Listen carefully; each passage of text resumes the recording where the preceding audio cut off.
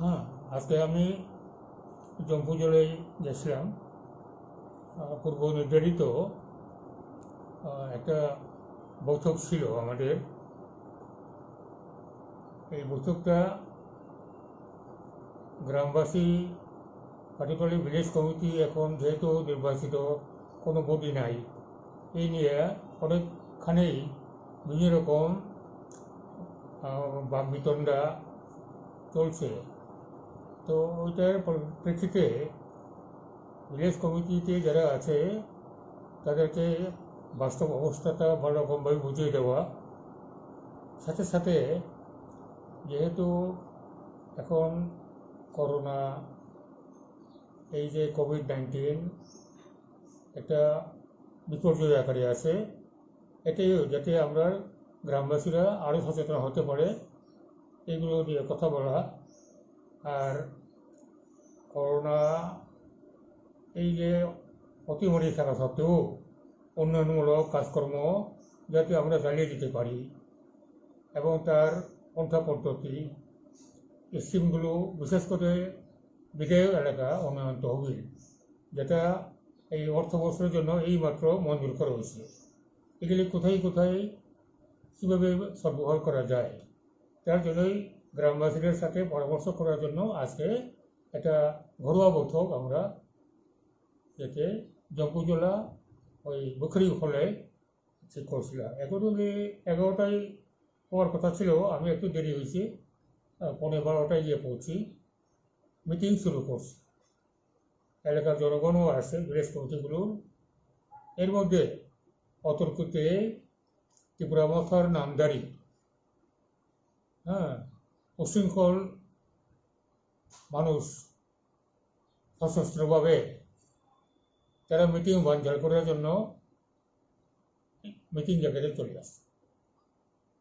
এতে স্বাভাবিকভাবে মিটিংয়ে উপস্থিত তাদের মধ্যে চাঞ্চল্য সৃষ্টি হয়েছে। ইতিমধ্যে পুলিশ আসার পরে তাদেরকে গতিরোধ করছে, কিন্তু মিটিং যেটা হওয়ার কথা ছিল এই এই অ্যাটমসফিয়ারে আর মিটিং চালানো গেল না, মিটিংটা আমরা ক্যান্সেল করেছি। তার অর্থ এই, তাহলে পরে আমরা যারা নির্বাচিত জনপ্রতিনিধি, বিশেষ করে আমি মন্ত্রীটা দ্বিতীয়, প্রথম হলো আমি টাকারতলার বিধায়ক। টাকারতলার বিধায়ক হিসেবে ওখানকার উন্নয়নমূলক কাজকর্ম তদারকি করা, সুপারিশ করা এবং বিশেষ করে বিধায়ক এলাকা তহবিলের টাকাটা এটাকে সম্পূর্ণ সরবরাহ করার আমার দায়িত্ব। সেই জন্য মিটিংটা ডাকে।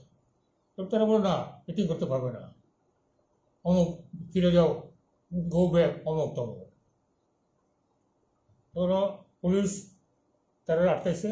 আটকানোর পরে আমরা দেখলাম না, এই অবস্থাতে মিটিং চলা যায় না, আমরা মিটিং ক্যান্সেল করি। মিটিং ক্যান্সেল করিয়ে আমি ওখানে পুলিশ অফিসার যারা ছিল তাদের বলছি, মিটিংয়ে যারা আইছে তাদেরকে ইয়েতে নিরাপদে তারা যার যার বাড়িতে ফিরতে পারে তার ব্যবস্থা আপনারা করুন, তখনই আমি যাব আর তখন আমি ফিরব। তখন পুলিশের পক্ষ থেকে উচ্চপদস্থ অফিসাররা আমাকে কথা দিছে, না আমরা এইখানে যারা জমায়েত আছে তাদেরকে নিরাপদে যার যার বাড়িতে ফেরত পারবো, আমি এই করে ব্যবস্থা করছি। এই করিয়া ঠিকঠাক করার পরে আমি মিটিং থেকে আয়া বলছি। এটা একটা অরাজকতার মতো চলছে। এটা গণতান্ত্রিক শাসনের মধ্যে এরকম ঘটনাগুলো, আমার তো বয়স হয়ে গেছে 85 বছর, আমি দেখিনি আজকে যে ঘটনা হয়েছে। তাহলে হতো কি, তাহলে পরে সমস্তই হুলিগানিজম, এটি এখানে হুলিগানিজম। কোনো গণতান্ত্রিক শাসন নাই, আইনি শাসন নাই, যে যার করার ইচ্ছা তাই করতেছে। এটা কি করি হয়? এটা আমি তো এটাই বলবো, আমি মন্ত্রী হিসেবে না, একজন দায়িত্বপূর্ণ নাগরিক হিসাবে এই কথা বলবো, স্বরাষ্ট্র দপ্তর এখনো এই ব্যাপারটা নিয়ে কঠোর পদক্ষেপ না নিলে পরে আগামী দিনে রাজ্যে ভয়ঙ্কর অবস্থার সৃষ্টি হবে। এই হলো কথা।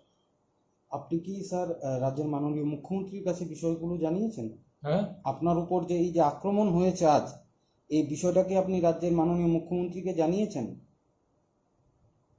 আমি তো বলার অপেক্ষা রাখছি না, এই তো না, কারণ পুলিশ এখানে আছে, সিভিল অফিসাররা আছে, হ্যাঁ, এগুলো আছে, তারাই যাবো রিপোর্ট করবো।